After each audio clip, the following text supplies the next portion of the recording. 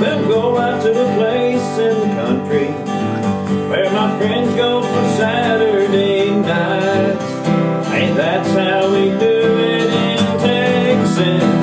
Texas Saturday night. Hello everybody and welcome once again to TexansUnited.com. My name is Alan Parsons and I'm your host for many of these segments. And as you know, at TexansUnited.com, we like to have a lot of fun. We do some cooking, we do a little outdoor stuff, just anything that we enjoy.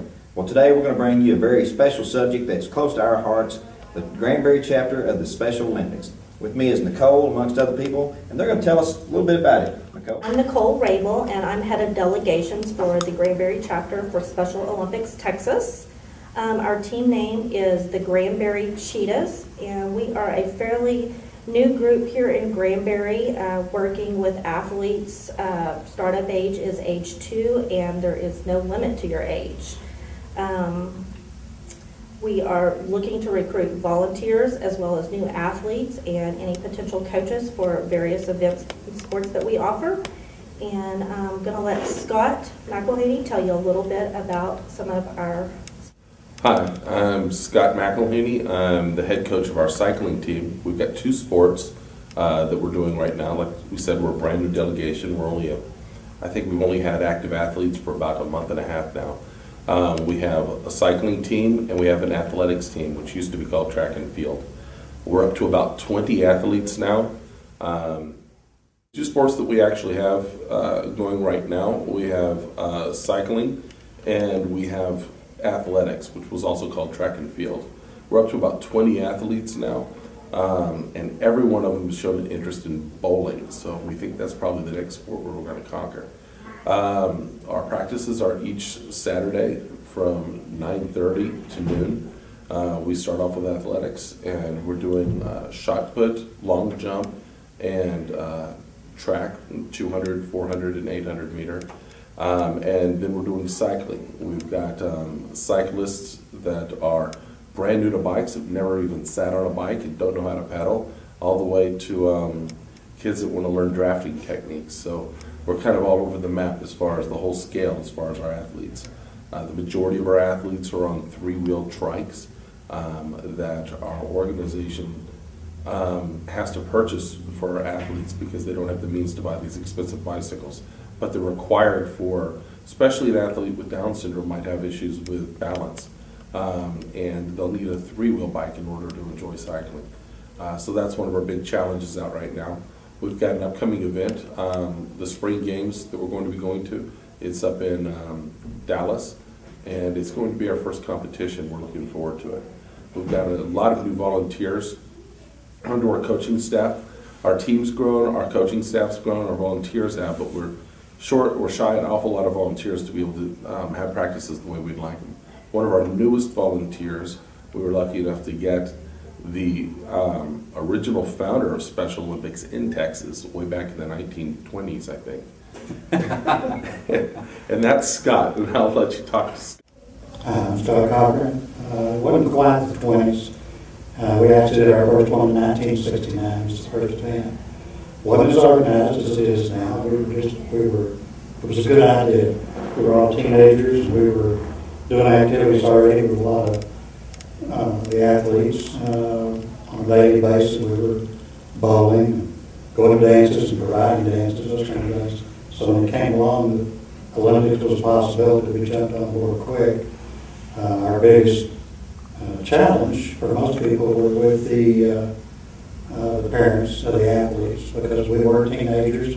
It was back in the 60s when there wasn't anything else going on for these individuals as far as social skills. And a lot of the parents were worried about us. They didn't know whether we could handle it or whether we couldn't. So we traveled all over the state of Texas and let them meet us and told them what we were going to try to do. And we held the first meet in Waco. And we had a little over 350 participants as far as athletes. And we had about 400 volunteers. Out of those 400 volunteers, about 300 of those were teenagers. And so that helped. It caught on pretty fast and grew from there. Again, that was about 350 of them, a little over 25,000 participants now in Texas, and a lot more volunteers than that. Our first track and field was all we had at the time. And with track and field, we had the 25-yard, the 50-yard, and the 200-yard dash. And what made it so much fun was just, it was the first time for most individuals to have any opportunity to participate in any kind of athletics. And it was the first time a lot of them had been clapped along a trail, because we had one girl that I never will forget. In fact, she was racing against my sister, and it took her a little over 7 minutes to finish the 50-yard dash. And that was because she kept stopping and waving at the crowd because everybody was cheering. So 7 minutes later, she came across the line and finished her race. As far as we were concerned, that's what it was all about, was the fun and having somebody accomplish something, feel good about themselves, and have an opportunity for some social interaction that wasn't available at the time. It has gotten a lot more organized, it's gotten a lot better, and I'm excited that Granbury, of all places I moved to, is now getting involved. And the one thing that we're going to need is more volunteers, more athletes, and some more money. I'm Donovan, and I'm in with the group that's trying to get this thing started financially. As Scott mentioned, we've got some pretty expensive toys that need to be purchased, one which is a bicycle that's really made for Special Olympians, and they're about $500 a piece, and as we've said, there's about 20 athletes. So with half of them riding in the bicycle program, our needs are about $5,000 right there. When you look at all of the startup needs, just as a minimum this year, we're looking to raise about $26,000. That would be our annual budget just for the first year. As we add bowling and other events like that, it'll be even more. So we can certainly use the money, as you said. And we're really excited and looking forward to this fundraising event. And speaking of money, that's where TexansUnited.com comes in. We met up with these folks and we decided, a great thing to do. We know a lot of people that's musicians and a lot of volunteers, so we're going to have a big benefit on May 22nd at the Lion Camp Steakhouse in Toler, Texas, starting at 4 o'clock, and see if we can't raise a little bit of money. But this is not just a Granbury event. Nicole, it's open to everybody around the area, right? Yes, it is. Anybody that wants to volunteer, any athletes that want to participate, can come in from any surrounding area and participate in the Granbury delegation. So they've got a big budget to fill, so you come out and give us a hand. And if you want to find out more information about the Granbury Special Olympics, check them out on specialolympicsgranbury.org. My name's Alan Parsons. Thank you for tuning in.